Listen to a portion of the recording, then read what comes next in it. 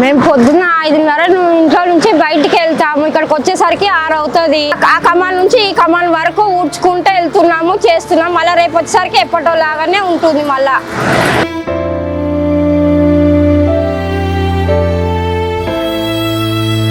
కైదాలు ఏరుకుంటాము, అక్కడ గార్డెన్లో చేస్తాం, ఇక్కడ చేస్తాము, మట్టి అంతా కుప్పలు చేసి ఎత్తుకుంటాము. మేము ఇంత కష్టపడుతున్నాము, మళ్ళీ వచ్చే వరకు మీరు అట్లనే చేస్తారు. పొద్దున వచ్చే వరకు అంతా మళ్ళీ గలీజ్ చేస్తారు.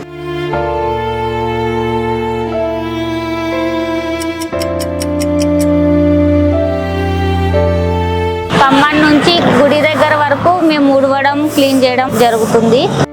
మేము డీప్లీ క్లీనింగ్ చేసేటప్పుడు ఎండ మాకు ఎక్కువగా ఉంటుంది.